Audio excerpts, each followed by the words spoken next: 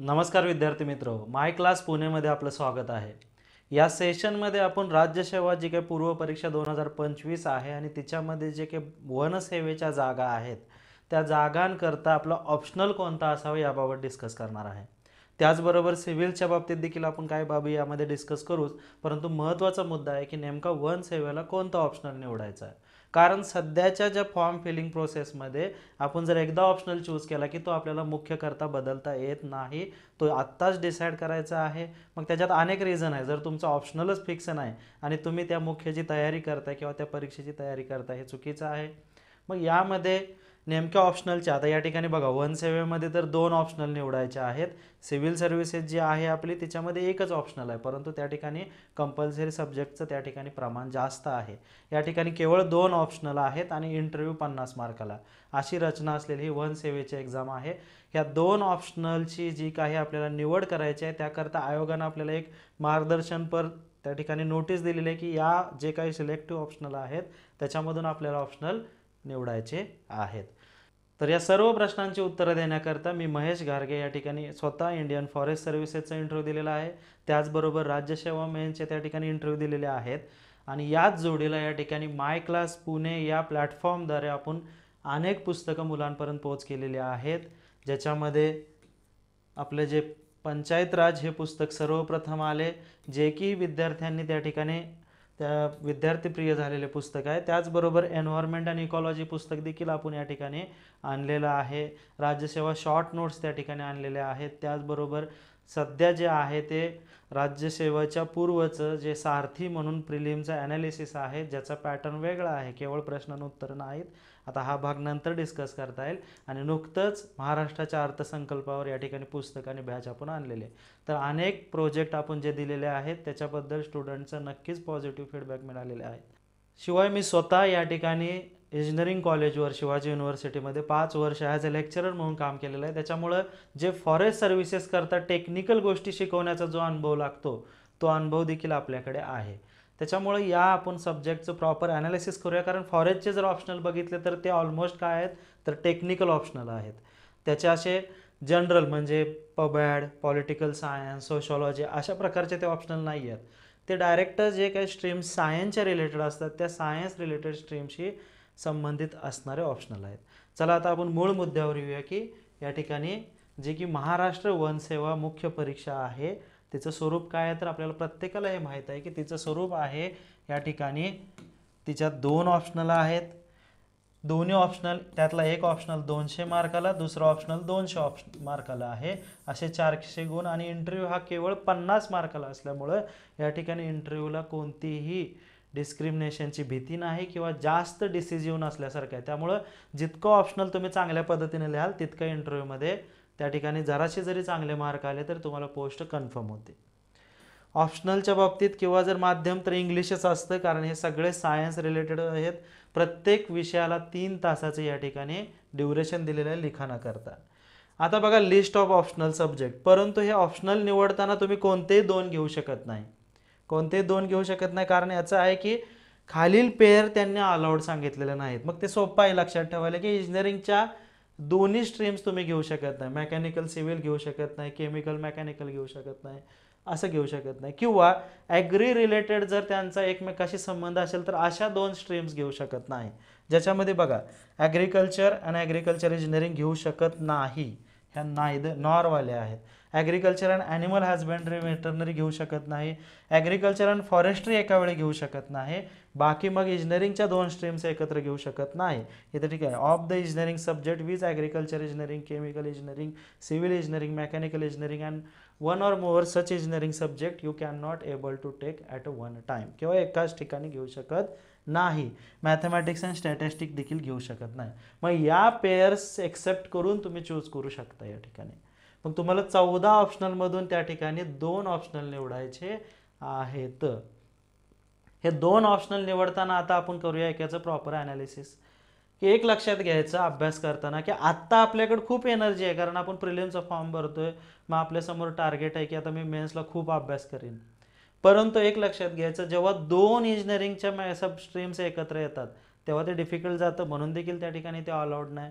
परंतु जर आपण बघितलं की मी एक मेकॅनिकल इंजिनियर आहे किंवा मी एक कॉम्प्युटर इंजिनियर आहे, आय टी इंजिनियर आहे, सिव्हिल इंजिनियर आहे, त्या ठिकाणी कॉम्प्युटर अलाउडच नाही आहे, सिव्हिल इंजिनियर आहे, आणि मी काय करेन की एक इंजिनिअरिंगची ब्रँच आणि त्याच्याच जोडीला एखादा मोठा ऑप्शनल घेईन, की जसं की ॲग्रिकल्चर किंवा ॲनिमल हजबंड्री अँड वेटरनरी किंवा मग जिओलॉजी सरळ म्हणेन मी, किंवा बॉटनी. तर हे कधी कधी जेव्हा अभ्यासाची सुरुवात होती तेव्हा त्यावेळेस कॉम्प्लिकेटेड वाटायला लागतं की मी एवढा मोठा सिलेबस त्याच्याबरोबर दुसरा देखील मोठा ऑप्शनलचा सिलेबस कसा संपू. मग या ठिकाणी शांतपणे भानावर राहून या ठिकाणी ऑप्शनल चूज करायचा. ऑप्शनल चूज करताना एक लक्षात घ्यायचं की मिनिमम मटेरियलवाला एक ऑप्शनल निवडायचा आणि जे स्वतःचा तुम्हाला आवड आहे तसा. आता आवडमध्ये बघा आपण स्टेप बाय स्टेप जाऊया. जर एखादा विद्यार्थी सिव्हिल इंजिनियर असेल तर सिव्हिल इंजिनियरवाल्यांना एक सोपी चॉईस आहे की त्यांचे सिव्हिल इंजिनिअरिंगची पदांच्या पोस्ट असल्यामुळे त्याही ठिकाणी त्यांना हाच सिलेबस मेन्शन आहे, तर त्यांनी सिव्हिल इंजिनिअरिंग घ्यायला काहीच हरकत नाही. त्याच्या जोडीला त्यांनी नक्कीच फॉरेस्ट्री घ्यावं. मी या ठिकाणी फॉरेस्ट्री प्रमोट करतोय ह्याचं मी सरळ कारण सांगेन की एकच पुस्तक फॉरेस्ट्रीला आहे जे की मणिकंदन या नावाचं आहे. आणि आत्तापर्यंत जर तुम्ही महाराष्ट्राचे IFS बघितलेस कुठलेही, मग धैर्यशील पाटील असू देत, त्यानंतर मग संदीप सूर्यवंशी असू देत, किंवा तुम्ही कुठलीही हिस्ट्री काढा, काजोल पाटील असेल, तर या सर्वांचे ऑप्शनल तुम्हाला कॉमन दिसतील फॉरेस्ट्री आणि ॲग्रिकल्चर इंजिनिअरिंग. याचं कारण आहे एक, ह्या दोन ऑप्शनलमध्ये बऱ्यापैकी साम्य देखील सिलेबस आहे, म्हणजे दोन्ही पण एकमेकाला रिलेव्हंट करतात. त्यानंतर फॉरेस्ट्री ऑप्शनल हा मिनिमम मटेरियलमध्ये होतो जो तुमच्या आजूबाजूला देखील आहे, आणि एन्व्हायरमेंट वाचताना त्या बाबी तुम्ही कव्हर केलेले आहेत, ते आपण परत अजून डिस्कस करणार आहे. ॲग्रिकल्चर इंजिनिअरिंग सुद्धा असा सब्जेक्ट आहे की जो वॉटर कन्झर्वेशन, सॉईल कन्झर्वेशन याच्या रिलेटेड जास्त आहे, आणि ॲग्रिकल्चरमध्ये यूज होणाऱ्या इन्स्ट्रुमेंट्स रिलेटेड आहे, म्हणजे ट्रॅक्टर, मग टिलेज असेल, फोरो असेल, सऱ्या करणं असेल, किंवा ड्रीप इरिगेशन असेल, स्प्रिंकलर, ज्या गोष्टी तुम्ही सतत बघत आलेला आहे त्यामुळे लिहायला सोपा जातो, म्हणून देखील ते चूज करण्याची त्या ठिकाणी सवय आहे. तर ते अजून परत बोलू याबद्दल. तर फॉरेस्ट्री ऑप्शनल हा कमीत कमी मटेरियलमध्ये होणारा ऑप्शनल असल्यामुळे या ठिकाणी चूज करेन. आणि ज्या विद्यार्थ्यांनी आत्तापर्यंत राज्यसेवेद्वारे भरली जाणारी, म्हणजे MPSCद्वारे भरली जाणारी फॉरेस्ट सर्व्हिसेस केलेले, ते प्रत्येकाने बऱ्यापैकी मणिकंदनचा काही ना काय तर पार्ट वाचलेला आहे, त्यामुळं ते पुस्तक सोपं आहे. तर हीच पेअर कधीही निवडायची. इंजिनिअरिंग घेणार आहे सब्जेक्टनं कोणीही, त्यांनी एकदम दोन मोठ्या घेऊ नका. मी तर सरळ म्हणेन, जर तुमची ब्रँच बॉटनी नसेल, ग्रॅज्युएशनची फिजिक्स नसेल, स्टॅटिस्टिक नसेल, झूलॉजी नसेल, त्यानंतर मॅथमॅटिक्स नसेल, जिओलॉजी थोडंफार विचार करू शकता, परंतु हे जर नसतील तर डोंट टेक इट. हे जनरल सब्जेक्ट अजिबात घेऊ नका, हे लिमिटलेस आहेत, यांच्या नादी लागू नका. एखादा प्रश्न सोपा वाटेल परंतु वेड्यात निघण्याचा प्रयत्न करू नका.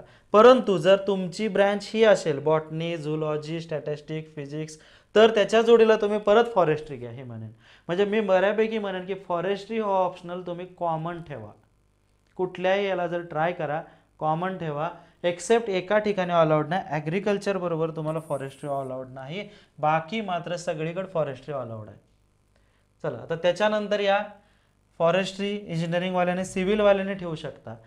मेकॅनिकल इंजिनिअरिंगवाल्यांना एक प्रामाणिक सल्ला राहील की स्वतःची जरी स्ट्रीम मेकॅनिकल असेल तर मेकॅनिकल इंजिनिअरिंगच्या विद्यार्थ्याला ॲग्रिकल्चर इंजिनिअरिंग करणं अतिशय सोपं जातं, कारण त्याच्यातील एक पेपर हा ज्याच्यामध्ये सहाय म्हणून आपण बुक करतो त्याला फार्म मशिनरीच्या रिलेटेड आहे, जो ऑलरेडी तुम्ही मेकॅनिकलमध्ये IC इंजिनचा अभ्यास करता, ट्रॅक्टर या वाहनांच्या रिलेटेड अभ्यास करता, तर त्याच्या रिलेटेड आहे.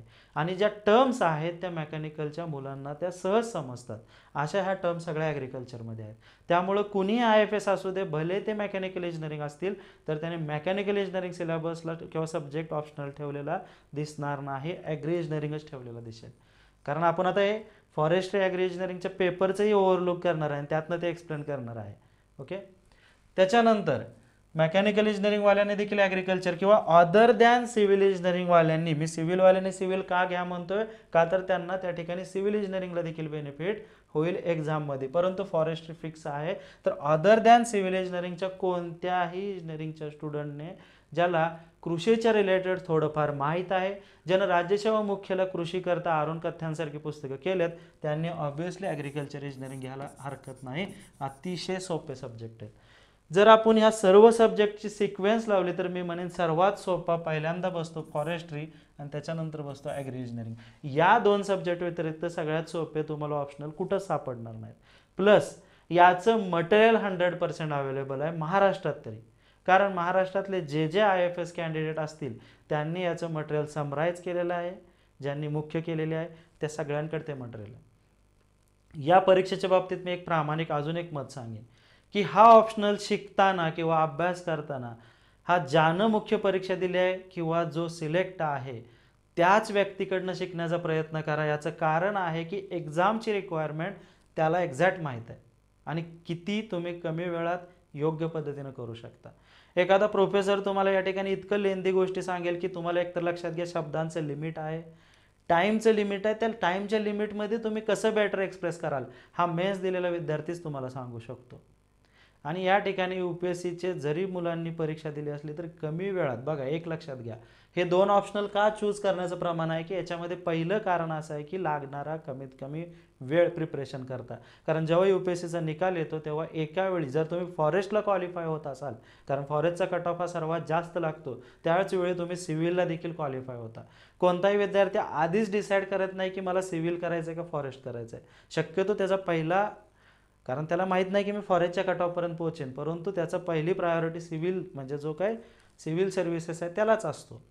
मग सिव्हिल सर्व्हिसेसला प्रायोरिटी असल्यामुळं काय अनेक विद्यार्थी काय करतात की सिव्हिल सर्व्हिसेस संपल्यानंतर शक्यतो ऑक्टोबरमध्ये, जर काय डिसेंबरमध्ये फॉरेस्ट असेल तर केवळ नोव्हेंबर आणि डिसेंबरचे काही दिवस आणि ऑक्टोबरचे या कमीत कमी 50 ते केवळ 50 दिवस मिळतात जास्तीत, या ड्युरेशनमध्ये दोन्ही ऑप्शनल कव्हर करून पोस्ट मिळवण्यापर्यंत पोहोचतात। माझं जरी वैयक्तिक उदाहरण घेतलं तर आम्ही जेव्हा फॉरेस्ट दिली तेव्हा केवळ 79 टोटल जागा होत्या, ज्याच्यामध्ये 39 जागा ओपनला होत्या आणि त्यामुळं आम्ही त्या ठिकाणी काही ठिकाणी म्हणजे जे सिलेक्शनचं प्रमाण आहे त्या ठिकाणी आम्ही बाहेर पडलो। परंतु जर आपण बघितलं तर OBCच्या कट ऑफपेक्षाही मला त्या ठिकाणी 40 मार्क जास्त होते, ओपनचं मात्र कट ऑफ मी क्रॉस करू शकलो नाही, पण केवळ किती कमी अटेम्प्टमध्ये की सिव्हिल्स नंतर जे काही ड्युरेशन मिळालं तेवढा। कदाचित आधीच डिसिजन घेतले असते अनेकांनी, ज्यांनी घेतलेत, आता सध्या दरवर्षी केंद्र सरकार 150 जागा या ठिकाणी काढायला सुरू केलं फॉरेस्टचं, कारण आता भविष्यात फॉरेस्ट सर्व्हिसेसला महत्त्व येणारच आहे क्लायमेट चेंजसारख्या इश्यूमुळे। त्याच्यामुळं तुम्ही ह्या ऑप्शनलबरोबर UPSCची प्रिलिममध्ये प्रॉपर फोकसली त्या ठिकाणी अभ्यास केला त्याबद्दल देखील आम्ही तुम्हाला गायडन्स देऊ, कारण आपल्याकडे जी काही टीम आहे ती सगळ्यांनी UPSC या ठिकाणी दिलेली टीम आहे, त्या ठिकाणी त्यांचे प्रिलिमचे मार्कही जास्त आहेत।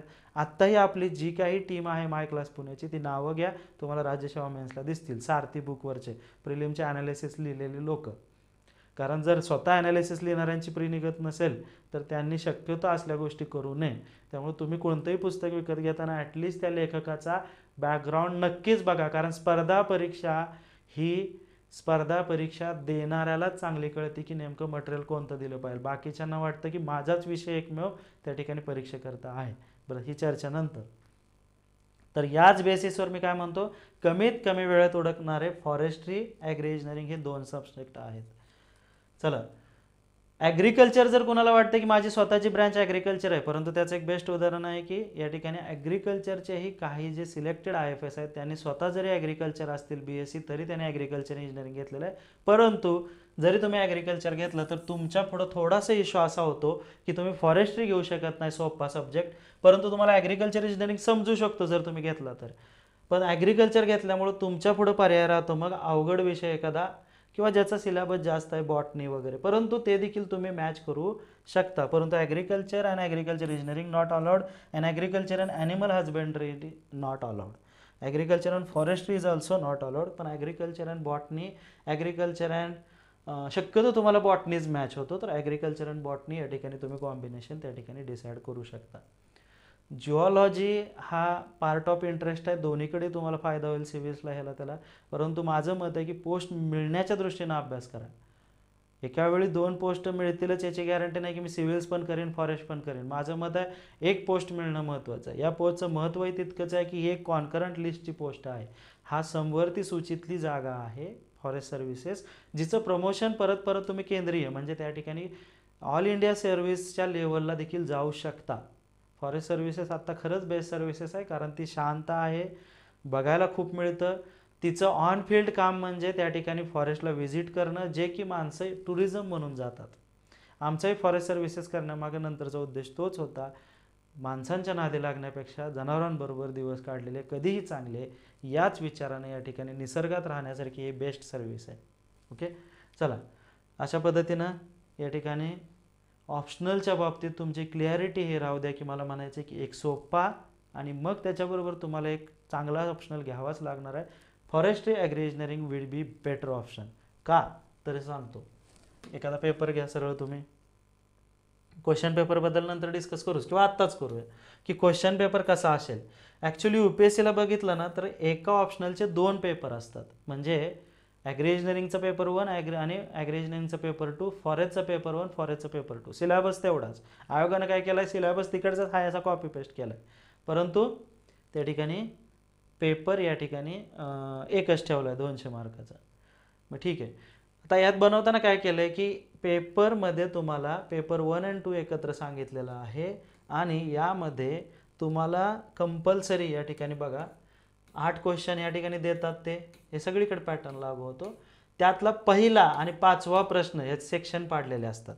क्वेश्चन पेपरमध्ये काय करतात, सेक्शन 1 सेक्शन 2 करतात. एका सेक्शनमध्ये 4 क्वेश्चन, दुसऱ्या सेक्शनमध्ये 4 क्वेश्चन, परंतु त्यातला पहिला आणि या ठिकाणी 5वा क्वेश्चन कंपल्सरी असतो. आणि उरलेले जे बघा, आता काय केलं की तुम्हाला एका सेक्शनमध्ये किती क्वेश्चन खालीच बघूया, हे काही गरज नाही आपण एवढं इथं बघत बसायची. खाली या ठिकाणी हां बघा, हे क्वेश्चन 1 2 3 4 आहे पहिल्या सेक्शनमध्ये. दुसऱ्या सेक्शनमध्ये क्वेश्चन 5 6 7 8 असतं. ह्यातला 5 कंपल्सरीचा आहे, सोडवायचाच आहे. हा ओव्हरऑल जनरल क्वेश्चन असतात, परंतु 1 आणि 5 मध्ये असं काही डिफिकल्ट क्वेश्चन्स नसतात. सगळ्या सब्जेक्टची समरी घेऊन जनरल ओव्हरव्ह्यूचे क्वेश्चन्स असतात आणि तुम्हाला 2 3 4 यातला 1 किंवा 2 क्वेश्चन सोडवायचे आहेत आणि 6 7 8 यातले पण 1 किंवा 2 क्वेश्चन सोडवायचे आहेत. कारण का तर टोटल तुम्हाला नंबर ऑफ क्वेश्चन्स अटेम्प्ट किती करायचे आहेत हे वर दिलेलं आहे. So total number of questions 4 का 5 हे बघा, 5च असणार आहेत. टोटल नंबर ऑफ क्वेश्चन आयोगानं म्हणजे सगळे मिळून बरं का, हां, out of 5 are to be attempted, 8 मधले. मग हे कॉम्बिनेशन कसं आहे, 1 आणि 5 झाले कंपल्सरी. सो 2 संपले, आता 3 क्वेश्चन अटेम्प्ट करायचे आहेत. मग असं करू शकता, काही जणांचा सेक्शन ए चांगला असू शकतो, तर पहिल्या सेक्शनमधले 2 आणि दुसऱ्या सेक्शनमधला केवळ 1, अशी झाली 8ची बेरीज. किंवा पहिल्या सेक्शनमधला 1 म्हणजे 1 आणि दुसरा प्रश्न आणि दुसऱ्या सेक्शनमधला 5वा 6वा 7वा, असे तुम्ही 8 अटेम्प्ट करू शकता. हे 8 अटेम्प्टचे 8 वगैरे हे आपण अजून पुढं पण सांगू, परंतु हे थोडक्यात कळलं असलं तर हे स्ट्रक्चर आहे की तुम्हाला अशा पद्धतीने क्वेश्चन्स अटेम्प्ट करायचे. ऑप्शनल बाबतीत आता बघा, तुमच्या यानं जर आपण पेपर बघूच त्यावरनं कळेलच. आता ऑप्शनल जो आहे त्याच्या सिलेबसबद्दल तर थोडक्यात बघितलं तर ॲग्रिकल्चर तर ॲग्रिकल्चरच आहे, जे सिव्हिल्सला आहे तेच इकडं आहे. थोडंफार बदल असतो. इकॉलॉजी एन्व्हायरमेंटच्या रिलेटेड पार्ट आहे. आता या बाबी तर ॲग्रिकल्चरवाले सहज समजतील, क्रॉपिंगचे पॅटर्न काय असतात. तुम्ही पण अरुण कथ्यान वाचलेलं आहे मेन्सला, त्याच्यामुळे वीड्स म्हणजे या ठिकाणी गवतं, मग त्या ठिकाणी वीडचे प्रकार, त्या ठिकाणी परत सॉईल कन्झर्वेशनचे प्रॅक्टिसेस आहेत, वॉटरशेड मॅनेजमेंट आहे, मग त्या ठिकाणी काउंटर बंडिंग, काउंटर ट्रेंचिंग वगैरे, वॉटर यूज इफिशियन्सी असेल आपण बघितले होते, स्टोरेज इफिशियन्सी, डेल्टा ड्युटी त्या ठिकाणी. ओके, ॲग्रिकल्चर एक्सटेन्शन म्हणजे त्या ठिकाणी ॲग्रिकल्चरमध्ये टेक्नॉलॉजीचा देखील यूज प्लस इतर बाबी त्यामध्ये ॲग्रिकल्चरला वित्त पुरवठा या बाबी ॲग्रिकल्चर एक्सटेन्शनमध्ये येतात. हे आता हिस्ट्री ऑफ प्लांट ब्रीडिंग, आता थोडंसं बॉटनीच्या रिलेटेड सुरू झालं त्या ठिकाणी. तर हे झालं ॲग्रिकल्चर. हा ऑप्शनल जेव्हा स्वतः ॲग्रिकल्चर आहे त्यानं घ्यायला नक्कीच हरकत नाही, परंतु त्याला दुसऱ्या ऑप्शनलचं त्यानं स्वतः चॉईस करावं. परंतु त्याला जर ॲग्रिकल्चर घ्यायचं नसेल तर ॲग्रिकल्चर इंजिनिअरिंग घ्यावं. ॲग्रिकल्चर ऑप्शनल नंतर आत्ता जो मी म्हणतोय तो आला की ॲग्रिकल्चर इंजिनिअरिंग. ॲग्रिकल्चर इंजिनिअरिंगमध्ये काय आहे की सॉईल अँड वॉटर कन्झर्वेशन, ज्याच्यामध्ये जनरल सेन्सनं तुम्ही हे शब्द वाचू शकता. अतिशय टेक्निकल गोष्ट असती, सरळ सरळ बघा.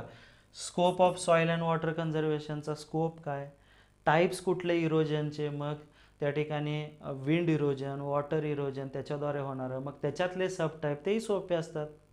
सस्पेन्शन, साल्टेशन म्हणून असतं. आता कोण म्हणेल सस्पेन्शन म्हणजे काय, म्हणजे जे धुळीचं वादळ उडतं त्याला सस्पेन्शन म्हणायचं वाऱ्याच्या ह्याच्यात. ओके. त्याच्यानंतर किंवा आपले जे सस्पेंडेड पार्टिकल्स आहेत ना पाण्यामध्ये, खडूळ पाणी, त्यालाही सस्पेन्शन म्हणतो आपण, तशा पद्धतीनं. त्याच्यानंतर जर बघितलं आपण तर रेनफॉल, रन ऑफ, पाऊस, मग हे सगळं अरुण कथ्यांमध्ये बघितलं, रन ऑफ वगैरे, सेडिमेंटेशन. त्याच्यानंतर स्ट्रीम बँक प्रोटेक्शन म्हणजे काय आहे की नदीचं पात्र जे झिजत जातं ते पात्र कसं प्रोटेक्ट कराल, मग त्यात तुम्ही दगडं टाका, त्याला पॅचिंग करा, तर त्याला नेटिंग करा म्हणजे जाळी मारा, अशा साध्या गोष्टी आहेत त्याच्यामध्ये.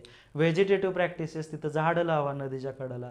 Counter trenches, counter bunding, counter ditches, खड्डे काढा उतारावर डोंगरावर, त्याच्यात पाणी आटू द्या, साठू द्या, जेणेकरून पाणी माती वाहून जाणार नाही. तर हे सगळे सॉईल कन्झर्वेशनचे टेम्पररी डिझाईन. कोणते टेम्पररी म्हणजे तुम्ही बघितलं असेल की दगड एखाद्या जाळीमध्ये पॅक करायचं आणि एखाद्या ठिकाणी बंधारा म्हणून टाकायचं, त्याला टेम्पररी म्हणायचं आपण. स्टोन लॅटिस वगैरे आपण म्हणतो त्याला. तर अशा पद्धतीचं एकदम सोपं आहे त्याच्यामध्ये. एरियल फोटोग्राफी, रिमोट सेन्सिंग सारखा तो टॉपिक तुम्ही आत्तापर्यंत करत आलेला आहे. आता या ठिकाणी लिहायचं आहे, परंतु लिहिताना अतिशय सोपं आहे की इतका अवघड नाही ते, जसं आपल्याला अगदी पर्याय निवडायचं असतं तसं नाही. What are the advantages of GPS, write in note on GPS, application of GPS. बघा आता एवढं जरी प्रश्न आपल्याला विचारला तरी कॉमन सेन्सनं आपण 8 पॉईंट लिहू शकतो. GPSचे ॲप्लिकेशन कुठंही, झोमॅटोला होतो, स्विगीला होतो, ओपन डोक्यानं बघायचं. त्या लोकांना दिशा दाखवण्यासाठी होतो स्पीडमध्ये, त्यामुळे त्यांना फाईन बसत नाही. हे लिहिलं तरी त्याला चांगलं वाटेल.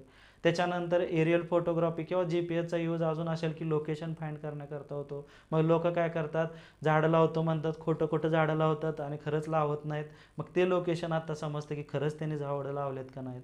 हे सगळ्या गोष्टी तुम्ही लिहू शकता. प्राण्याचं लोकेशन फाईंड करू शकतो. ब्रॉड माइंडसेटने विचार करायचा, जंगल आठवायचं आणि ॲप्लिकेशन ऑफ GPS विचार करायचा. लोकांचा विचार करायचा, ॲप्लिकेशन ऑफ GPS. अशा पद्धतीने एकदम सोपी ही गोष्ट आहे. इरिगेशन अँड ड्रेनेज, ह्याच्यामध्ये देखील काय आहे की एक ठिकाणी इरिगेशन आलं की ड्रीप इरिगेशन, स्प्रिंकलर इरिगेशन, त्याच्या रिलेटेड पॉईंट आहेत, परंतु इथं इतका रट्टा मारायची गरज नाही. एक्झॅक्ट त्याच्यामध्ये काय आहे ते आहे. त्याच्यानंतर काय येतं की तुम्हाला टाईप्स ऑफ ड्रीप इरिगेशन असेल, मायक्रो इरिगेशन म्हणजे काय आहे, त्याच्यानंतर फ्लड इरिगेशन म्हणजे मोकाट पाणी सोडून देणं आपण पाठानं, अशा बाबी त्याच्यामध्ये येतात. नंतर इरिगेशनमध्ये होणारे लॉसेस कसे कमी करायचे, मग त्या ठिकाणी पाठामध्ये गवत वाढवायचं, त्याला ग्रास वेज म्हणतात, ग्रास रूट. असं काही इतकं अवघड नाही, फक्त टर्म समजायला पाहिजे. Drip irrigation. फर्टिगेशन म्हणजे काय, इरिगेशन बरोबर खतं सोडणं. त्याच्यानंतर इरिगेशन बरोबर आपण पेस्टिसाईड सोडणं, ते देखील याच्यामध्ये येतं, हर्बिगेशन. मग ठीक आहे, ट्यूब वेल्स, ओपन वेल्स म्हणजे बोर, बोर, विहिरी, याच्यामध्ये परत पाणी कसं बाहेर काढायचं, एक्सेस वॉटर कसं बाहेर काढायचं, ड्रेनेज सिस्टीम, हे सगळं तुम्ही अरुण कथ्यांमध्ये वाचत आलेला आहात. फक्त थोडंसं लिहायचं आहे तुम्हाला सोप्या. ॲग्रिकल्चर स्ट्रक्चर कोणते असतात, आता हा तर सगळ्यात सोपा की शेड कसं असतं, जनावराचा गोठा कसा असतो, त्या गोठ्याचे नॉर्म्स काय असावेत, गोठ्याची दिशा कोणीकडे असावी, पूर्वेकडे, मग निम्मा उघडा का असावा, ऊन यावं म्हणून, शेण वाळावं, नंतर तिथून त्याचं मलमूत्र व्हायला एखादी गटर असावी, त्याच्यानंतर व्हेंटिलेशन असावं, नाही वाचलं तरी तिथं सुस्त. ओके, असा हे पॉईंट्स आहेत काय काय. त्याच्यानंतर काय आहे की फार्म पॉवर अँड मेकॅनायझेशन म्हणजे किंवा मशनरी काय आहे, तर ट्रॅक्टरला मागं PTO शॉफ्ट असतो फिरणारा, त्याला काहीही जोडलं तरी चालतं. मग उपनणी, फन्न किंवा मग इतर काय असतील ते आपण काय म्हणतो ते सोयाबीन मळणं असेल आपल्या भाषेत. ओके, फक्त आपल्याला इंग्लिशमध्ये त्याला शब्द बघायचे आहेत. सगळ्यांनी ते कामं केले, मळणी केलेली असेल, कोणी ते नांगरताना बघितलं असेल, कोणी बघितलं असेल की फणताना बघितलं असेल, त्याच्यानंतर डुबायचं माहीत आहे. हे सगळ्या गोष्टी ज्या आहेत ॲग्रिकल्चरच्या ते म्हणजे फार्म पॉवर अँड मशनरी. फक्त त्या मशनरीद्वारे करायचं. मग त्या ट्रॅक्टरबद्दल माहिती लिहायची, मग हेही लिहू शकता तुम्ही आरामात. टूल्स कोणते आहेत म्हणजे जे आपण ज्याला नांगर म्हणतो त्याला काय म्हणायचं. त्याच्यानंतर ज्याला नांगर, टिलेज म्हणजे काय, कधी कधी कन्झर्वेशन टिलेज म्हणजे काय की नांगरायचं नाही, फक्त रेस मारायचे आणि त्याच्यामध्ये बिया टाकायच्या, जेणेकरून तुमचं काय होणार आहे, तुम्ही जर मातीला जास्त डिस्टर्ब नाही केलं तर वाऱ्यामुळे होणारं इरोजन थांबतं. बरोबर आहे ना. मग जर तुम्ही रब्बी हंगामात पेरणी करताना त्या ठिकाणी त्याचं मॉइश्चर कन्झर्वेशन करता, या ठिकाणी काय करायचं, जास्तीत जास्त न नांगरता त्या ठिकाणी पेरणी करायची किंवा सॉईलला डिस्टर्ब न करता. हे म्हणजे सस्टेनेबल असतील. बघा PTO म्हणजे पॉवर टेक ऑफ शॉप मागचा. ॲग्रो एनर्जी म्हणजे काय आहे की ज्याच्यामध्ये IC इंजिन म्हणजे परत तेच, ट्रॅक्टरला कशावर चालतं, ट्रॅक्टर IC इंजिनवर. सोलार एनर्जी देखील येणार याच्यामध्ये, बायोगॅस येणार, ज्या काही एनर्जीच्या रिलेटेड बाबी आहेत, बायोडिझेल असतील, हे असतील. ॲग्रिकल्चर प्रोसेस इंजिनिअरिंग म्हणजे काय असतं की जे काय आपण पिकं काढलेले असतात त्यांना स्टोअर करायसाठी कसं केलं जातं, त्यांचे स्टोरेज फॅसिलिटी कुठं आहेत, त्या सगळ्या बाबी याच्यामध्ये येतात. त्याच्यानंतर स्टोरेज असतील किंवा उपनणे वगैरे या सगळ्याच गोष्टी, मळणी येणार. इन्स्ट्रुमेंट अँड कॉम्प्युटर ॲप्लिकेशन हे नॉर्मल आहे एकदम. CPU चे ॲप्लिकेशन विचारतात, मेमरी कार्ड असतं, काही बी विचारतात. ह्याचं इतकं अवघड नाही आहेत आणि याच्यात थापा मारता येतात विदाऊट वाचता, काहीच न वाचता. अशा पद्धतीने शेवटचा डायरेक्ट इतका छोटासा सिलेबस आहे. केवळ 4 पुस्तके या ठिकाणी आहेत. एक सहाय म्हणून आहे, त्याच्यानंतर एक मायकल म्हणून आहे इरिगेशनचं. परंतु हे 4ही पुस्तकं टोटल करायचे नाही, त्यातले सिलेक्टिव्ह टॉपिक करायचे तुम्हाला. त्याच्यानंतर ते मी टाकीन टेलिग्राम चॅनलवर आपल्या नेमकं कोणतं मटेरियल आहे. युनिट प्रोसेसिंग म्हणून आहे, तेही सहायचं आहे. म्हणजे एक 2 लेखक तर सहाय, एक मायकल आणि एक या ठिकाणी आपलं दुसरं कोणतं एक ॲग्रिकल्चर रिलेटेड एक आर सुरेश म्हणून इरिगेशनचं आहे, ते एक आहे ज्याच्यामध्ये काउंटर बंडिंग, काउंटर ट्रेंचेस, तळ्याचं डिझाईन कसं असतं. तर तळ्याचं डिझाईन काय असणार आहे, ट्रॅपेझॉइडल आहे. तुम्हाला ते बेसिक फॉर्म्युले माहीत असली it's sufficient. Okay. Animal husbandry, veterinary या सब्जेक्टबद्दल इतकी आपल्याला माहिती नाही, त्याच्यामुळे न बोलणं चांगलं. याच्यानंतर आता आपण घेऊया आपला फॉरेस्ट्री. आता फॉरेस्ट्रीचा जर आपण सिलेबस बघितलं तर प्रत्येकाला वाटतं की सगळ्यात जास्त सिलेबसचे पॉईंट फॉरेस्ट्रीमध्ये आहेत. परंतु एक लक्षात घ्यायचं, हे एकच पुस्तक आहे याच्यासाठी फेमस, जे स्वतः IFS आहेत त्यांनी लिहिलं आणि त्याच पुस्तकाचे हाय असे टॉपिकनुसार हा त्या ठिकाणी सिलेबस लिहिला जातो, जे की मणिकंदन आहे. तर याच्यामध्ये कसं आहे की फॉरेस्ट्रीमध्ये एक लक्षात घ्यायचं की हा अभ्यास करताना कधी कधी तुम्हाला हे जाणवेल की नेमकं मी वाचतोय काय, झाडं लावायचं वाचतोय का झाडं कसं तोडायचं, हा प्रश्न पडेल. कारण हा ब्रिटिशकालीन या ठिकाणी सब्जेक्ट असल्यासारखा आहे. ही सर्व्हिस देखील ब्रिटिशकालीन आहे, ज्यामध्ये ब्रिटिशांनी या ठिकाणी झाडं म्हणजे फॉरेस्ट कन्झर्वेशन याकरता प्रमोट केलं की त्यांच्या कमर्शियल पर्पज करता, म्हणजे फॉरेस्ट कन्झर्वेशन करता करता त्या ठिकाणी ती झाडं तोडायची कशी पण तोडायची नाहीत. अशी तोडा की ती परत एकदा रिजनरेट होतील. मग त्या रिजनरेशनच्या नुसार प्रकार केलं, किंवा एकच ठिकाणी मोनोपॉइंटिंग कसं करायचं, मग तिथले इतर झाडं काढून टाकायची. मग याच्यामध्ये तुम्हाला असं मध्ये मध्ये जाणवलं की नेमकं झाडं लावायचे आहेत का झाडं तोडायचे आहेत, तर तसा हा सब्जेक्ट आहे. परंतु याच्यामध्ये इल्ड किंवा फॉरेस्ट उत्पादन मिळवण्याचं प्रमाण जास्त आहे, अशा रिलेटेड हा सब्जेक्ट आहे. बघा, एक आहे सिल्व्हिकल्चर म्हणजे बघा, सेरिकल्चर, सिल्व्हिकल्चर. राजस्वामी यांच्या मुलांनी लक्षात ठेवा, सेरिकल्चर म्हणजे रेशीम उत्पादन, सिल्व्हिकल्चर म्हणजे फॉरेस्टपासून प्रोड्यूस. ओके, म्हणजे झाडे लावा झाडे जागवा हा कन्सेप्ट सिल्व्हिकल्चरमध्ये मोडतो.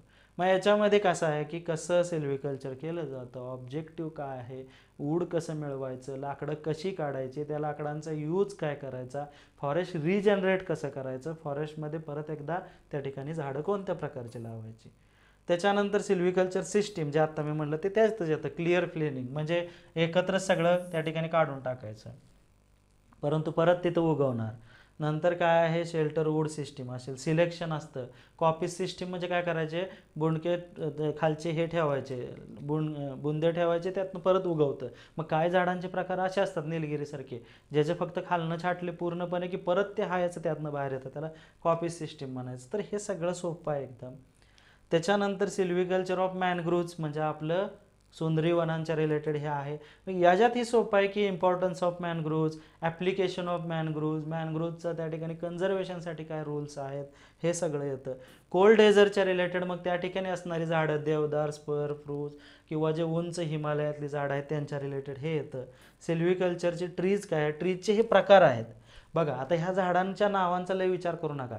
ॲकॅशिया कटचू या ठिकाणी, त्या ठिकाणी ॲकॅशिया म्हणजे बाबळ, या ठिकाणी का आपलं हे असेल, खैर असेल, कात असेल, अशी ही झाडं आहेत. मराठी त्यांची नाव आपल्याला माहीत आहेत. कोणाला ऑस्ट्रेलियन बाबळ माहीत असेल. त्याच्यानंतर पळस आहे, कदंब आहे, अर्जुन आहे, लिंब आहे, हजाराडिक्टा इंडिका, बांबूच्या रिलेटेड आहे. ब्युटिया मॉनोस्पर्मा म्हणजे मग परत त्या ठिकाणी त्याला पाळस म्हणतो आपण. तर अशा पद्धतीने एकदम ही सोपी त्या झाडांच्या रिलेटेड एक 4-4 लाईनी तुम्हाला माहीत असावं. आणि ह्या नोट्स ऑलरेडी आपल्याकडे आहेत, त्यामुळे त्याचा काहीच लोड घेऊ नका. त्यांचे फोटो, त्यांची माहिती हे जरी लिहिलं तरी बास आहे. आता काही जणांच्यापासून डमरू बनतो, काही जणांच्यापासून बोटी बनतात, काही जणांच्यापासून या ठिकाणी क्रिकेट बॅटा बांधतात. तर ह्या सगळ्या ठिकाणी या ठिकाणी दिलेलं आहे. मग त्याच्यामध्ये आपलं मेन सागवान, त्यानंतर मग साल, तर हे सगळे फॉरेस्टचे या ठिकाणी झाडांचे प्रकार आहेत, परंतु ते सोपे आहेत, तुम्हाला लय डिटेलमध्ये इथं पाठ करायची गरज नाही. Agro forestry, social forestry, joint forestry एकदम सोपा, जो की ज्याचं आपण म्हणतो ॲग्रो फॉरेस्ट्री म्हणजे शेती प्लस झाडांची लावणी करणं म्हणजे ॲग्रो फॉरेस्ट्री. सोशल फॉरेस्ट्री म्हणजे सामाजिक वनीकरण, मग ज्या ठिकाणी ओपन स्पेसेस आहेत किंवा रेल्वे प्लॅटफॉर्म आहेत किंवा इथं तर अर्बन फॉरेस्ट्री त्याच्यात टाईप येतो, किंवा community participation in the forestry it is called as आपण म्हणू शकतो थोडक्यात social forestry. Joint forest management, forest plus लोकांचा सहभाग मिळून आपण त्या ठिकाणी एखाद्या ठिकाणी फॉरेस्ट प्लांटेशन करत असेल, तसं झालं जॉईंट फॉरेस्ट मॅनेजमेंट. त्याच्यानंतर फॉरेस्ट सॉइल्स अँड फर्टिलिटी. आता ह्या फॉरेस्ट सॉईल असू दे नाही तर इकडची सॉईल असू दे, फक्त फॉरेस्ट सॉईलच्या बाबतीत आपल्याला माहिती आहे की सहसा त्या ॲसिडिक असतात, कारण ते जास्त पावसाच्या ठिकाणी आहेत. काय लॅटराईट सॉईल आहे काय ठिकाणी, तर ते ठिकाणी फॉरेस्ट सॉईलची माहिती आहे. त्याच्या ठिकाणी त्यांना पाडलेल्या पाल्याचा किती कुजायला लागतो, चिलेटिन वगैरे, हे सगळ्या गोष्टी आहेत सोप्या. NPK वगैरे, फॉस्फरस. एन्व्हायरमेंट आणि क्लायमेट, आता सोपं आलं आपलं एन्व्हायरमेंट, आत्तापर्यंत आपण करतच आलो आहे. मग त्याच्यामध्ये इकॉलॉजी, इकोसिस्टीम, त्याच्या ठिकाणी कोर झोन, बफर झोन काय असतो, हेच जे. परत हेरिटेज साईट्स आल्या, नॅचरल हेरिटेज साईट्स आल्या, ज्याच्यानंतर बायोडायव्हर्सिटी साईट्स आल्या. तर हे सगळ्यांची माहिती या ठिकाणी आली, जे की आपण करत आलेलं आहे. क्लायमेट चेंज, त्याचे इफेक्ट. आता इथं एकदम राज्याच्या वेळेच्यासारखं टेन्शन नाही घ्यायचं की मला फॅक्ट्स माहीत पाहिजेत. Right a note on climate change, एकदम सोपा येतो प्रश्न. किंवा एल निनो, ला निनो, याच्याबद्दल माहिती द्या, असं सोपं येतं एकदम. Effect of climate change on El Nino, effect of climate change on Indian monsoon. मग इंडियन मान्सूनवर क्लायमेट चेंजचा बदल होणेच म्हणजे काय, एल निनो ला निनोच्या मध्ये त्या ठिकाणी त्याचं युनिफॉर्म नसणं, ह्याच बाबी येणार आहेत. तर अशा गोष्टी येतात. Trees improvement and seed technology म्हणजे जी काय झाडं तुम्ही लावताय, मग आता ही परत कुठं आलं, आपल्या घराच्या जवळची नर्सरी.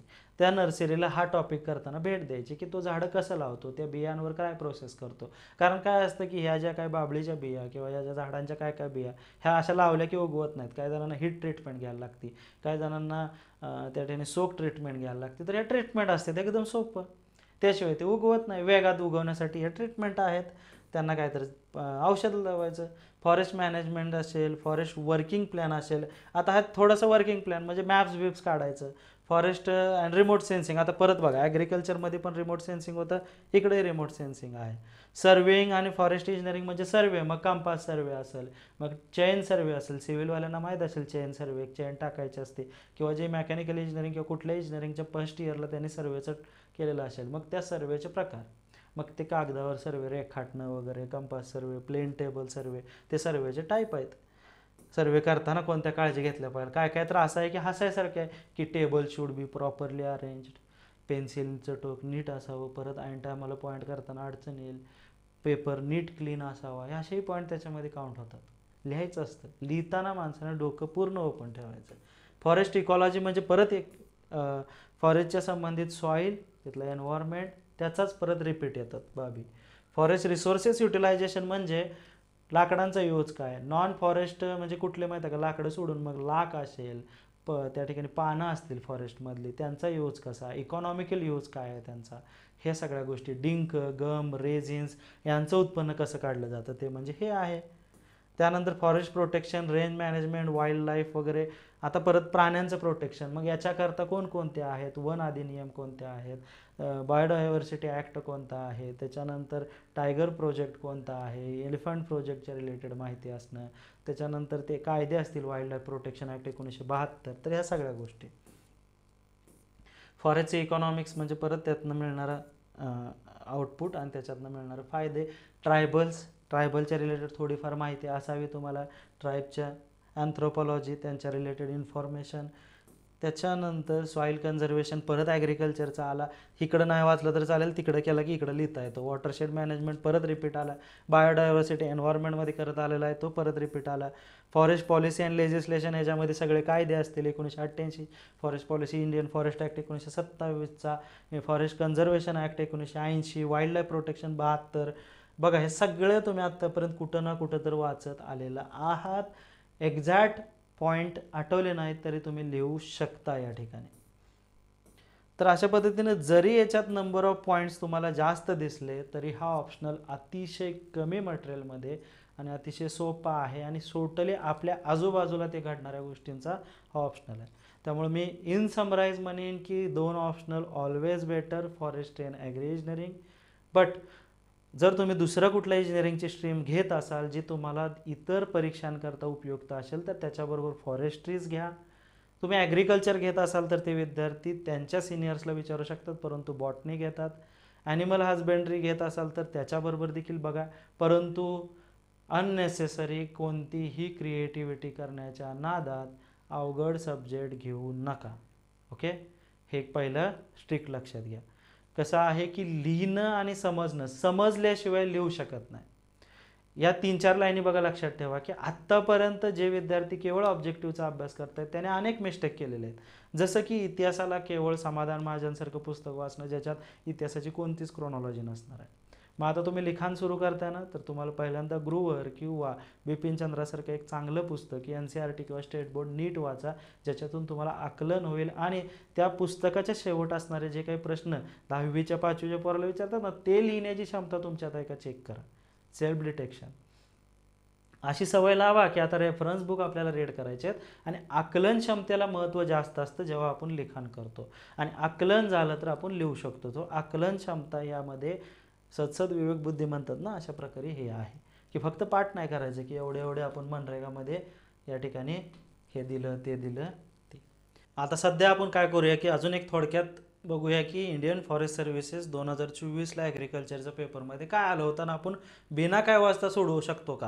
आता मी पण राज्यसेवा मेन्समुळे ॲग्रिकल्चर काही ऑप्शनल करत बसलेलो नाही, तुम्ही अजिबात केलं नाही असं समजा, करतच नाही. चला काय बघूया ऑप्शनलमध्ये प्रश्न. आता हे तसंच रचना असते, परंतु इथली रचना तिथं लागू होत नाही, फक्त हे नियम लागू होत आहेत. परंतु इथं 2 पेपर आहेत. आता आपण पेपर 1 बघतोय. अभ्यास कोणीच केलेला नाही. पहिला प्रश्न अचानक आलेला आहे समोर, लिहायचा आहे आपल्याला. Now let start. टाईम सुरू झाला, विचार करायला वेळ नाही.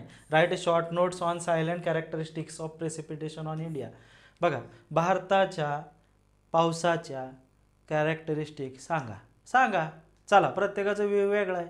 कोण आधी इंडियन मान्सून इरॅटिक आहे म्हणेल, कोण म्हणेल इंडियन मान्सून आर प्लेझंट या महिन्यात येतो अशी सुरुवात करेल. त्याच्यामध्ये 2 प्रकार आहेत. एक आहे केरळ, म्हणजे आता इंग्लिशमध्ये जो येणार आहे, एक नॉर्थ ईस्ट असेल किंवा मग इकडून असेल रिटर्न मान्सून असेल, रिट्रीट ऑफ मान्सूनच्या प्रॉपर्टी लिहिल. त्याच्यामध्ये ही त्या ठिकाणी एल निनो ला निनोचा इफेक्ट इंडियन मान्सूनवर कसा पडतो हे लिहिल. आणि जेव्हा तुम्ही नीट अभ्यास करायला अजून इन डिटेलमध्ये, तेव्हा ते एक वेल ऑर्गनाइज उत्तर लिहाल. काही जण डायग्राम काढतील त्या ठिकाणी. बघा, जो विद्यार्थी टेक्निकल सब्जेक्टमध्ये डायग्राम काढतो त्याचा त्या ठिकाणी कंटेंट ही चांगला दिसतो आणि त्या ठिकाणी त्याच्यामध्ये मार्क देखील वाढतात. मग काय करू शकतो आपण, रिट्रीट ऑफ मान्सूनसाठी एक डायग्राम काढू शकतो माघारी येणारं, आणि जूनमधला जो मान्सून आहे आपला रेग्युलर केरळमधनं त्याची एक डायग्राम काढू शकता थोडक्यात दाखवायला. सायक्लॉनिक काय गोष्टी दाखवू शकता, काही दाखवा, पण इंडियन मान्सून पहिल्यांदा पण फोकस्ड ऑन इंडियन मान्सूनमध्ये. मग त्याच्यामध्ये एल निनो ला निनो यालाच पाहिजे. एखाद्या सायंटिस्टचं आपल्या इंडियन मान्सूनबद्दल काय मत आहे, रघुनाथ माशेलकर वगैरे, हे थोडक्यात लिहिलं तर अजून इफेक्टिव्ह दिसेल. पण शक्यतो आपण लिहू शकतो. मग मी म्हणतो काहीच नाही वाचलं तर अचानक हा प्रश्न आलाय म्हणून 4 मार्क कुठे गेले नाहीत, आणि नीट लिहिलं तर 6 मार्क कुठं जाणार नाहीत. आणि चांगला चेकर असेल तर 8च्या 8 देईल. माझ्यासारखा जर चेकर आला, मी चेक करायचो तेव्हा द्यायचो चांगले मार्क पोरांना. सहसा टेक्निकलवाले पेपरवाले चेकर चांगले असतात, त्यामुळे इथं कसलाही लोड घ्यायचा नाही चेकिंगचा. त्याला डायग्राममध्ये इम्प्रेस करा. टेक्निकल पेपरमध्ये डायग्राम मोस्ट इम्पॉर्टंट आहे. नसेल तरी बनवायला शिकायचं, कारण लिहायला बी कमी लागतं आणि ग्रामरचा नावाचा इथं चुकून बी फरक पडत नाही. कसंही लिहा, फक्त तुमचं मॅसेज नीट गेला पाहिजे. Discuss in brief about the vegetation management and tillage practices used to control the erosion by wind. बघा, आता सगळ्यांनी ॲग्रिकल्चर आता मेन्सला वाचताय, पण तुम्हाला माहिती आहे तुम्ही सगळे रट्टेश असू शकता, त्यामुळे एक लक्षात घ्यायचं. विंड म्हणले की वाऱ्यामुळं कुठं काय होतं एक लक्षात घ्यायचं. जर आपण नांगरलं तर ढेकळं तयार होतात. ती ढेकळं म्हणजे एक प्रकारे प्रॉट्रूड पार्ट आहेत. ओके, त्याच्यामुळे जर वारं वाहत चाललं तर काय होतं, ते माती उडून जाऊ शकते. म्हणून काय करतात सहसा शेतकरी, नांगरानंतर एक तर पहिली गोष्ट त्याला फणून टाकतात ते रान. दुसरा एक पर्याय असतो की तुम्ही तुमच्या शेताच्या भोवतानच झाडं लावा, त्याला म्हणतो आपण विंड बॅरियर. मग इतकं जनरल जरी विचार केला तर व्हेजिटेटिव्ह प्रॅक्टिस विचारले त्याने. मग इथं नीट लक्ष देऊन वाचायचं. व्हेजिटेटिव्ह मॅनेजमेंट म्हणजे झाडं लावून तुम्ही विंड इरोजन कसं कंट्रोल ठेवाल, आणि ट्रिलेज प्रॅक्टिसेस दोन्ही सांगितले. म्हणजे मी आत्ता म्हणलेल्या दोन्ही गोष्टी त्याच्यात आल्या. ढेकळं ठेवू नका, क्लाउड्स ठेवून त्याला आपण म्हणतो ना प्लग केल्यानंतर ते ठेवू नका, आणि विंड बॅरियर लावा. विंड बॅरियर म्हणजे व्हेजिटेटिव्ह बॅरियर. व्हेजिटेटिव्ह बॅरियरमध्ये काय येतं, झाडे लावणे, मग श्रब्स लावणे, कडला सीताफळी झाडं लावा, काय बी लिहा. लिहा म्हणजे थोडंसं आपण परत सांगूच त्या गोष्टी काय लिहायचं ते. इतकं सोपं या ठिकाणी हा प्रश्न आहे. दुसरा, state the adaptability and functions of conservation ditches counter stone wall used for soil erosion. आता काय आहे, कन्झर्वेशन डिचेस म्हणजे काय आहे की असे खड्डे काढायचे जिथं उतार आहे तिथं आधी. मग काय होतं की येतं माती येणार ह्याच्यात पडती, बरोबर आहे ना. हे डिच झाला तयार आणि या ठिकाणी जी पुढं माती खाली उतारान वाहून जाणार आहे ती थांबते. मग ह्या डिचच्या शेजारी कुठेतरी झाड लावा, जेणेकरून काय होईल की ते झाड ह्या मातीमधले पोषण तत्व घेऊन जगेल आणि इथं साठणारं पाणी वॉटर स्टोरेजचा देखील त्या ठिकाणी उपयोग होईल आणि झाड चांगलं या ठिकाणी फुलेल. हे म्हणायचं कन्झर्वेशन डिचेस थोडक्यात. आणि काउंटर स्टोन वॉल म्हणजे काय आहे की जिथं जिथं समान उताराचा डोंगर उतारा आहे त्या ठिकाणी दगडांचं पॅच तयार करणं बघितलं असेल तुम्ही. काउंटर स्टोन वॉल एक इमॅजिन करा की दगडांचा एखादा बांध दिसतो ना डोंगर उतारावर, ते बांध टाकणे म्हणजेच काउंटर स्टोन वॉल, दुसरं काय नाही. म्हणजे इतक्या सोप्या गोष्टी आहेत. बघा आता असं काय नाही की मी तुम्हाला तुमच्यावर इन्फ्लुएन्स करायला एखादा सोपा पेपर निवडला आहे. जस्ट 2024चा IFSचे पहिलेच प्रश्न निवडलेत. आपण अशी आयडिया करत नाही की सोपे प्रश्न निवडायचे आणि तुम्हाला सांगायचं की केवळ या ठिकाणी लॉजिक लावा. हे चुकीचं आहे. तुम्ही नॉलेजच लावा, परंतु नॉलेज हे योग्य पद्धतीने लावा, नॉलेज घेऊनच लावा. Discuss in brief about the storage reservoir, detention reservoir methods adopted for control the flood. आता बघा एकदम सोपं आहे ना की फ्लड अवॉइड करायसाठी रिझर्वायर म्हणजे काय करायचं की नदीचं पात्र जर शहराच्या शेजारनं जात असेल आणि नदीत जर एक्सेस वॉटर येत असेल तर असं करू शकतं त्या ठिकाणी. ते एक्सेस वॉटर अचानक येत असेल तर त्याच्या शेजारी एखादं मोठं तळं तयार करू शकता. म्हणजे आपला उजनी डॅमसुद्धा त्याचाच भाग म्हणू शकता की सगळं पाणी पण वाहून जाणे हा एक त्याच्यात उद्देश आहे. आणि पुढच्या शहरांना किंवा पुढच्या गावांना जर नदी छोटी असेल तर तिथं अचानक त्या गावांमध्ये पाणी शिरू नये. स्टोरेज रिझर्वायर म्हणजेच आपली ही मोठे मोठे तळे असतील नदीच्या इथं किंवा बांध असतील. डिटेन्शन रिझर्वायर देखील त्याच्यातलाच एक प्रकार आहे. ते डिटॅच करून दुसरीकडे स्टोअर केलं जातं. एक त्याला चिटकून आहे ते स्टोरेज रिझर्वायर समजा नदीच्या पात्रातच. डिटेन्शन म्हणजे काय करायचं, लांब कुठं तर अजून स्टोरेज क्रिएट करायचं, त्याला एका कॅनलद्वारे तिकडं पाणी पास करायचं, जेणेकरून बघा जिकडं पाणी नाही तिकडं लांब द्यायचं. मग 5 किलोमीटर 10 किलोमीटर 20 किलोमीटर कुठेही असू देतो. चला, कंट्रोल द फ्लड कळलं. Distinguish between absorption scattering in the remote sensing. आता ॲब्सॉर्प्शन आणि स्कॅटरिंग हे सायन्समध्ये जरी तुम्हाला माहीत असेल तर ठीक आहे ना, फक्त त्याला रिमोट सेन्सिंगच्या अँगलनं म्हणा. मग आता असं करायचं, तुम्हाला ॲब्सॉर्प्शन स्कॅटरिंग माहीत आहे ना, मग इन रिमोट सेन्सिंग म्हणू दे नाहीतर इन रूम म्हणू दे. पहिल्यांदा काय करायचं, पहिलं एक वाक्य वापरायचं, in remote sensing there is absorption and scattering take place. Remote sensing is work on principle of absorption and scattering. 2 लाईनी झाल्या तयार. किंवा पहिल्यांदा ही लिहा. दुसरी लिहा स्कॅटरिंग. स्कॅटरिंग म्हणजे काय हा कन्सेप्ट थोडक्यात एक्सप्लेन करा. मग स्कॅटरिंग ऑफ लाईट असेल, ॲब्सॉर्प्शन ऑफ लाईट एक्सप्लेन करा. मग त्याच्यामध्ये बाकी मग थोडंसं टेक्निकल ज्ञान असेल की कुठला रंग काय, कारण कुठलीही गोष्ट ॲब्सॉर्प्शन आणि स्कॅटरिंग शिवाय आपण कलर डिटेक्ट करत नाही. तेच प्रिन्सिपल आपण रिमोट सेन्सिंगमध्ये लावतो. अशा पद्धतीने हे 5च्या 5 प्रश्न कंपल्सरी कव्हर झालेले आहेत. म्हणजे तुम्हाला एक म्हणायचं आहे की मला पहिले 5 प्रश्न जे कंपल्सरी म्हणजे क्वेश्चन नंबर 1 असतो तो सोपाच येतो जनरल सायन्सवर. आणि मग तुम्हाला दुसऱ्या क्वेश्चन्स ते 4थ्या क्वेश्चनमधला जो तुम्हाला वाटतोय की मला यातले 3ही सुटत आहेत तर ते चॉईस करू शकता. आता एक लक्षात घ्यायचं, ॲग्री इंजिनिअरिंगमध्ये गणित आहेत, गणित अतिशय सोपी आहेत. तर ती सोपी गणितं एकदम काय करायची, सोडवायची. कारण या ठिकाणी आउट ऑफ 15 पैकी 15 मिळतात. गणितात काहीच लेस करता येत नाही.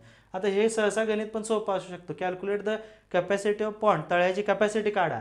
Having area enclosed by different counter follows. म्हणजे एक असे शेजारी असे काहीतरी हे आहेत, हे चढ आहेत काउंटर व्हॅल्यू. आता हे सगळे फॉर्म्युलाच असतो एकदम साधा, एकदम साधा. म्हणजे मला तर वाटतं याचं उत्तर केवळ 5 ते 6 लाईनमध्ये निघत असेल. त्यात तुम्ही हे टाकले मीटर स्क्वेअर वाले, हे मीटर वाले की तुम्हाला बघा एरिया काढायचा आहे. काय काढायचं, एरिया डिफरंट काउंटर्स. म्हणजे काय करायचं, याचं समरीज तयार करायचे आहे. मीटर क्यूबमध्ये उत्तर देऊ नका फक्त, कारण ते व्हॉल्यूम येणार. मग मीटर स्क्वेअरमध्येच उत्तर काढायचं. तर इथं दिलेले आहेत एरिया, इथं मीटरमध्ये काहीतरी काउंटर व्हॅल्यूज दिलेले आहेत. म्हणजे याचं काहीतरी एक संबंध असणार आहे. ते संबंध या ठिकाणी त्या फॉर्म्युल्यात टाकायच्या व्हॅल्यू, दॅट्स इट. काही याच्यात तुम्हाला क्रिएटिव्हिटी करायला लागत नाही. Discuss the application of remote sensing in land cover and land use mapping. झालं ना. एक जरी रिडिंग केलं तर तुम्हाला कळेल की ॲप्लिकेशन ऑफ रिमोट सेन्सिंगचे लँड कव्हर किंवा लँड यूजमध्ये कसे आहेत. डिजिटल इमेज प्रोसेसिंग विचारलेलं आहे. व्हॉट इज म्हणजे हे सगळं सोपं असतं बरं का, नकाच काय लोड घेऊ. मी तरी तुम्हाला पहिले 5 प्रश्न एक्सप्लेन केलेलेच आहेत. Okay. English the structure to be used in measuring irrigation water, also their suitability, write their suitability. आता हे लक्षात घ्या, मेकॅनिकल इंजिनिअरिंग वाले, सिव्हिल इंजिनिअरिंग वाले. आठवा, orifice meter, V notch, trapezoidal notch, हे सगळे आले म्हणजे इरिगेशन वॉटर मेजरिंग. नंतर मग काय, त्याची सुटेबिलिटी कशी आहे, कुठं काय वापरावा. राऊंड पाईप असेल तर ओरिफिस झाला, जर कॅनॉल असेल तर त्या ठिकाणी ट्रॅपॉझॉइडल आला, व्ही नॉच आलं तर हे. आणि Q is equal to A into V, डिस्चार्जचा फॉर्म्युला आठवत असेल, इंटू टी केला की टाईम असतो. What are the characteristics for aquifer that influence the yield of wells, explain in brief. मग हे साधी गोष्ट आहे. आता ह्याच्यात काय ना, वॉटर लॉगिंगच्या माहिती, वॉटर पाणी जे साठून राहतं ना तळ्यामध्ये, त्याचा इफेक्ट कसा होतो. बघा, रानात पाणी साठल्यानंतर सॅलिनिटी वाढणार आहे, सॅलिनिटी वाढेल किंवा जे प्लॅन्टचे रूट आहेत त्यांना ऑक्सिजन मिळणार नाही, त्यामुळे यील्ड कमी येईल. त्याच्यानंतर सतत दलदल राहील. त्याच्यानंतर मग ह्या गोष्टी सगळ्याच. मग सॉईलवर जायचं, वॉटर लॉग आला की सॉईल आला, सॉईलवर काय ॲडव्हर्स इफेक्ट होतात वॉटर लॉगमुळे ते सगळं लिहायचं. तर अशा पद्धतीनं आपण बऱ्यापैकी खूप काही गोष्टी घेतलेल्या आहेत. Woven mesh type farm fence म्हणजे ओव्हन मेश टाईपमधल्या पद्धतीचं कंपाऊंड्सवर माहिती लिहायची आहे. आणि सिझनिंग ऑफ टिंबर एकदम सोपं आहे. लाकूड आपण सिझनिंग करतो ना, वाळवतो बरं का थोडक्यात, परत आपण नीट बघू. परंतु प्रॉपर सिझनिंग कसं करायचं, त्याला बेंड येऊ नये लाकडाला, हे असलं याच्यामध्ये. चल, ॲग्रिकल्चर 1 झाला. ॲग्रिकल्चर 2 घेऊया आपण. कुठे गेला ॲग्रिकल्चर 2, ज्याच्यात फार्म मशिनरी वगैरे आहे, ते देखील सोपं आहे.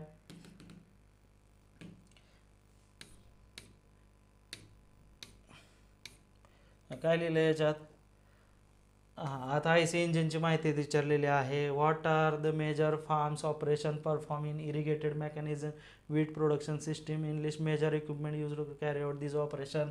म्हणजे आपलं या ठिकाणी इरिगेशनच्या ठिकाणी गहू काढायसाठी काय केलं जातं, गहू कसं काढलं जातं. आपल्याला एकतर माहीत आहे ना फिक्स, की तो एक बाबा येतो मोठ्या ट्रॅक्टरवर बसलेला असतो उंच, आणि तो सगळं गहू गोळा करतो आणि एकदाच भरतो आतमध्ये त्या मशीनमध्ये आणि पोती लावायला लावतो. लिहा ना मग ते. फक्त त्या इक्विपमेंटला इंग्लिशमध्ये नाव माहीत पाहिजे. नसेल तर दुसरं आहे, आपली जी जुनी गावाकडची इक्विपमेंट आहेत ट्रॅक्टरची, ती सुद्धा चालेल. Right a note on following mechanical efficiency of IC engine. Mechanical किंवा कुठलीही इफिशियन्सी लक्षात ठेवायचं काय असतं, आउटपुट अपॉन इनपुट. आणि मग आउटपुट काय असतं, ते ब्रेक पॉवर असतं. इनपुट काय असतं, इंडिकेटेड पॉवर असतं.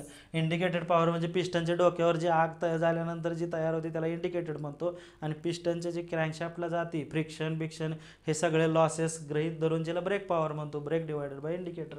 झालं 2 मार्क. कारण 2-2 मार्कला एक विचारले म्हणजे लय बी लिहायचं नाही, एवढंच लिहिलं तरी 2 मार्क आले. Desirable characteristic of lubricant used in tractor. Lubricant म्हणजे आपलं लुब्रिकंट कुठलं ट्रॅक्टरमध्ये वापरायचं.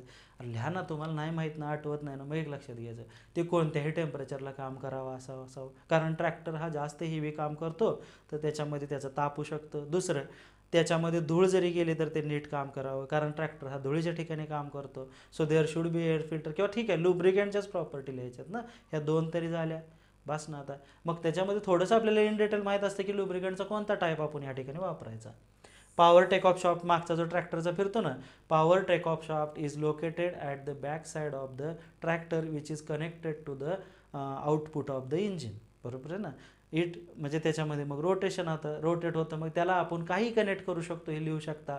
त्याच्यामध्ये आपण उपनू शकतो, त्याच्यामध्ये आपण नांगर लावू शकतो, त्याला मग ते फिरतं इकडं तिकडं. किती तर यूज आहेत. त्याला आपण पाणीसुद्धा उपसू शकतो त्या पॉवर टेक ऑफला शाफ्टला मोटर जोडून, मोटर म्हणजे इंजिन जोडून, अशा पद्धतीनं. आणि ट्रॅक्टिव्ह इफिशियन्सी वगैरे जे ट्रॅक्शन असतं ना, म्हणजे ठीक आहे, ही जरा थोडंसं तुम्हाला माहीत पाहिजे, ट्रॅक्टिव्ह इफिशियन्सीचा नाव प्रकार आहे. त्यानंतर कन्व्हेन्शनल टिलेज आणि कन्झर्वेशन टिलेजमधला फरक काय. कन्व्हेन्शनल टिलेज म्हणजे पूर्वीसारखं, ज्याच्यामध्ये तुम्ही नांगरताले, सॉईल डिस्टर्ब करता, त्याच्यामुळे विंड इरोजनमुळे लॉस होतो सॉईल इरोजनचा.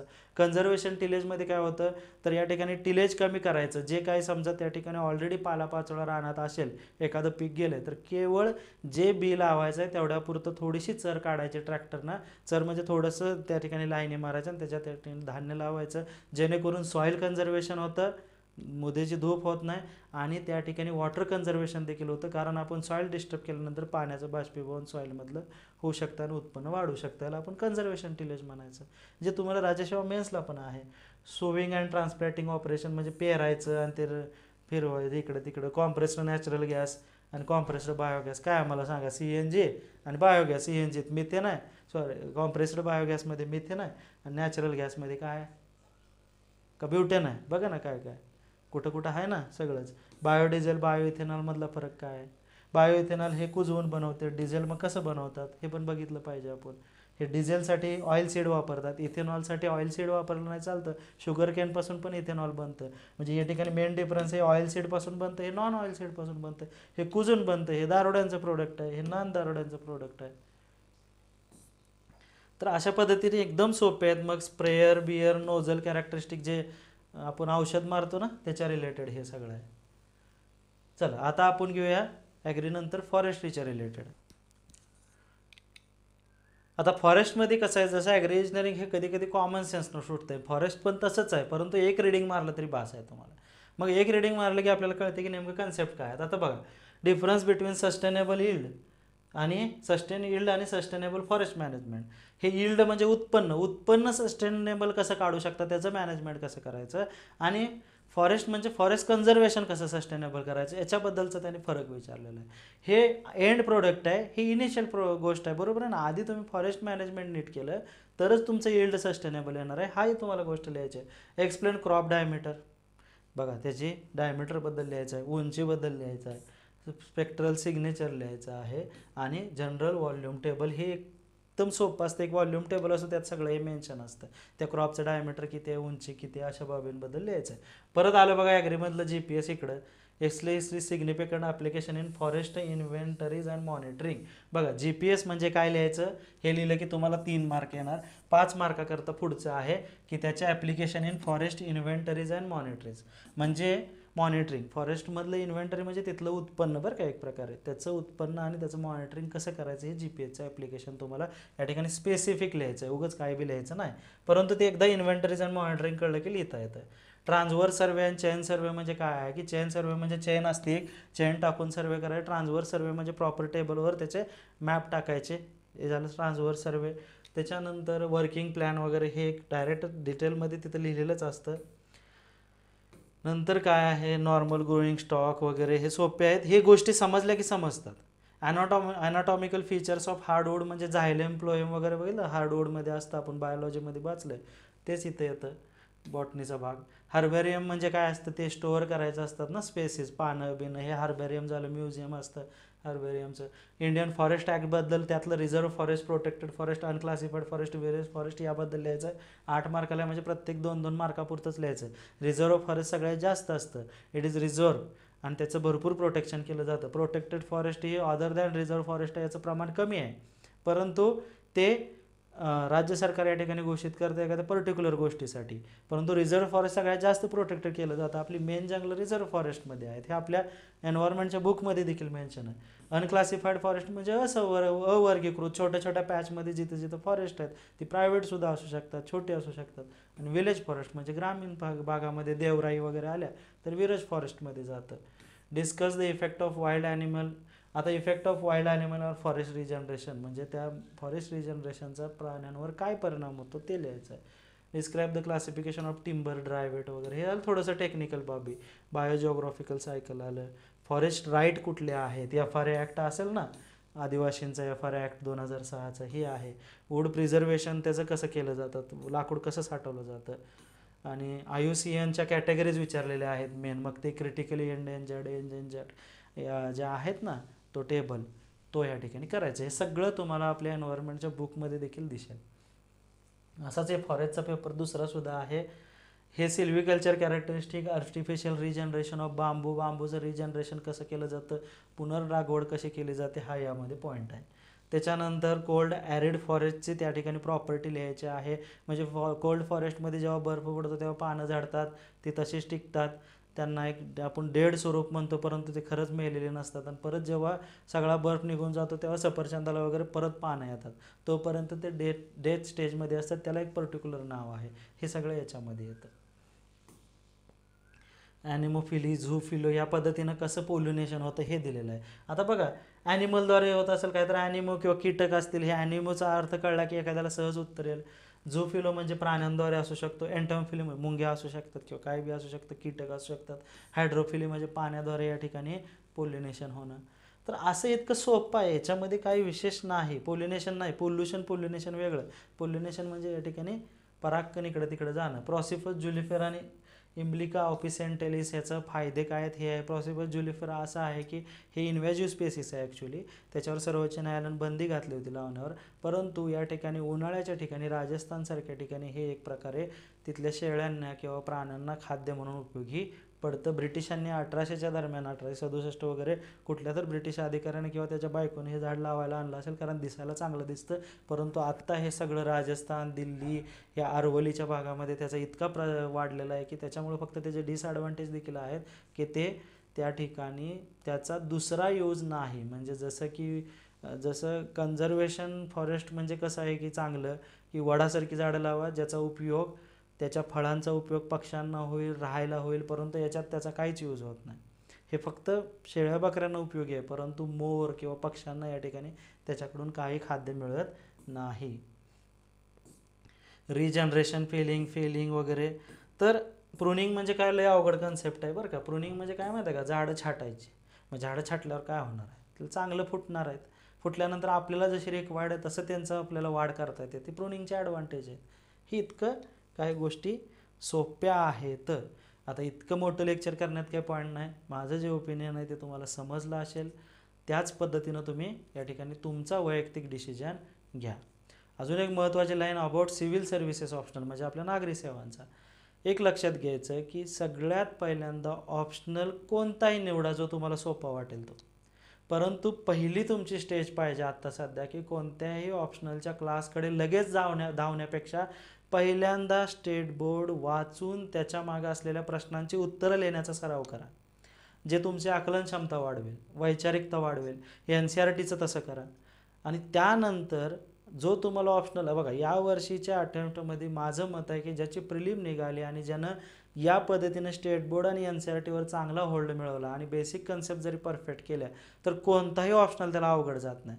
कारण बघा, ऑप्शनलमध्ये त्या ठिकाणी सिव्हिल्समध्ये 2 भाग पडतात. फॉरेस्टचे ऑप्शनल सगळे स्टॅटिक आहेत, त्याच्यात काय सतत अपडेट नाही आहे. परंतु सिव्हिल्समध्ये स्टॅटिक अँड डायनॅमिक ऑप्शनल आहेत. काही ऑप्शनल हे सतत अपडेट करावे लागतात.